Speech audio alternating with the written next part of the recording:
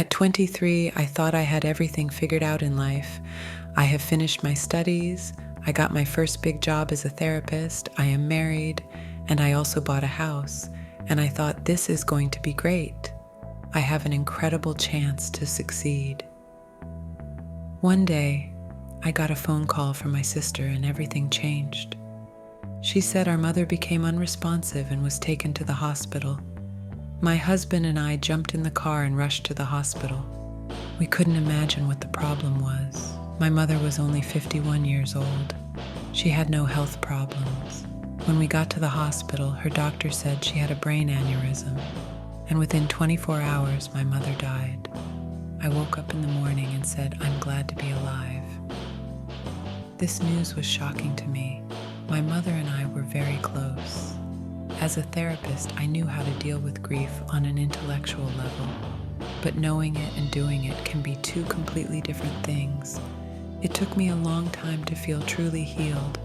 Then, on the 3rd anniversary of my mother's death, my friend called and invited my husband and I to a basketball game. Coincidentally, this song was played in the same hall where I last saw my mother the night before her death. I hadn't been there since. I didn't even know if I wanted to go back.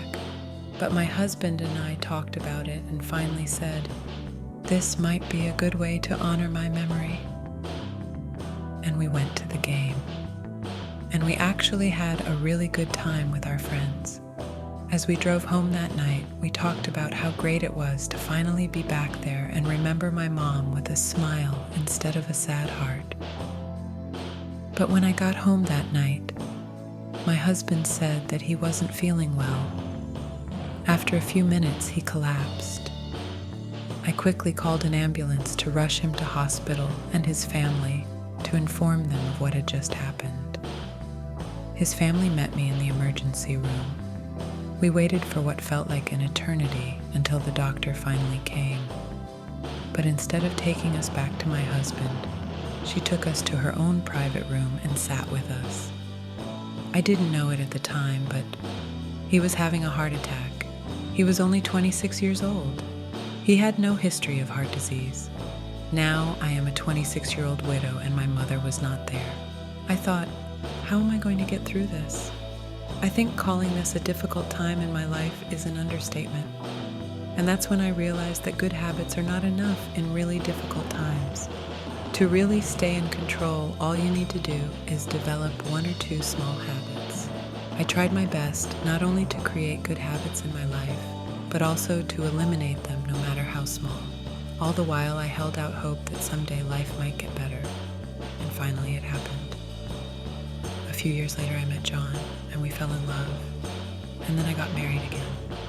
I sold the house I lived in with my late husband, bought a new house in a new area, and got a new job.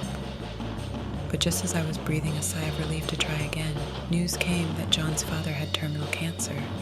And I started thinking, why does this always have to happen? Why do I keep losing people I love? I learned that it takes a lot of strength. So I sat down and wrote a list of things mentally strong people don't do. And I read this list. It reminded me of a bad habit I had picked up at some point. And I read this list over and over again. And I really needed it, because just a few weeks after I wrote this article, John's father passed away. Along the way, I learned that the secret to mental strength is quitting bad mental habits. Thanks for listening to my story, and please, always remember to do all you can to take control of your mental strength.